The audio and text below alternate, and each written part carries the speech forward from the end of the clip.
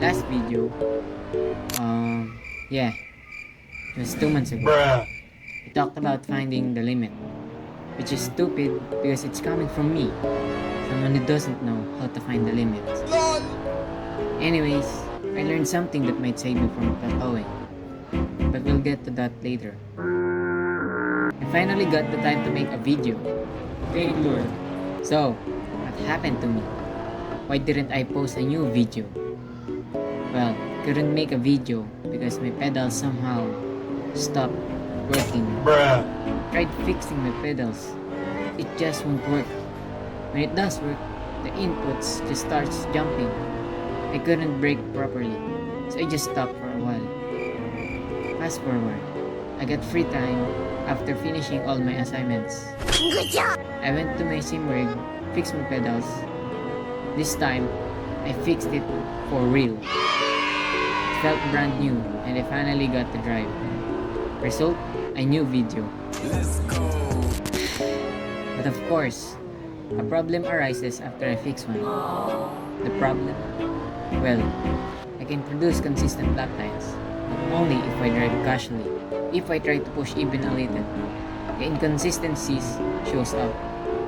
I couldn't push, not until I understood one thing. I've always been an inconsistent and slow driver. I miss apexes, braking points, turning points, you get the idea. After being frustrated for like 387 hours of gameplay, I went to YouTube to try and find videos that could help me become faster. And I found this video. 5 things I wish I knew when I started racing by Suelio Almeida. And so, I watched it. After watching it, I learned that the deceleration part is the least important part to get faster lap time. If you want faster and consistent lap time, only start reaching the limit of braking once you reach the limit of turning and exit. And it was like, wow, I've done that before in my video. So basically, it's slow in, fast out. The following day after that, I applied what I learned from the video.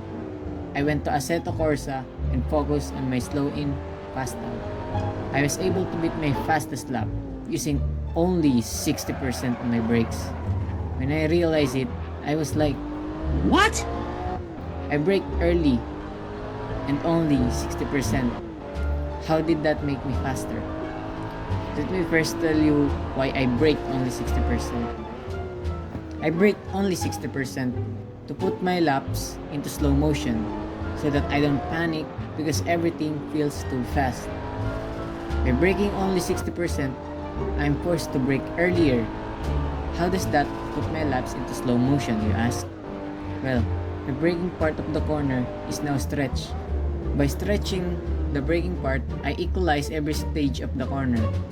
Before, I was over the limit on the braking stage and under the limit on the turning stage and exit stage. Now, I am under the limit on all stages, making it pretty slow. By limiting the braking, everything will be equal. If I'm under the limit of braking and I make a mistake on the turning stage, then I really can't blame my braking. And that helped me realize that I was slow because I was under the limit during the turning stage and not the braking stage.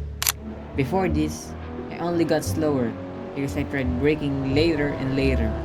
Because by doing that, I placed myself in a spot where I could only rely on my braking to be faster. Since I always rely on my braking performance, I usually blame my braking whenever I'm not fast enough in the turning part. By blaming the braking part only, I wasn't able to see the most important part, which is the middle part where you transition from brakes to throttle. Whenever I carry the right speed in the middle part of the corner, it's easier to get a fast exit. So, what I did is to try to carry the right speed into the corner instead of braking as late as possible to be as fast as possible. So I braked earlier and using only 60% of my brakes. Now I could focus on really making the car turn at the limit of the cornering grip. This will result in a faster exit because if you're on the right speed at the middle part, then getting a fast exit is going to be easier. A fast cornering speed and exit results in a faster lap time, not late braking. Braking later should be the last thing to do. I hope that this video gave you what you needed, and if it did, please consider subscribing. Thank you.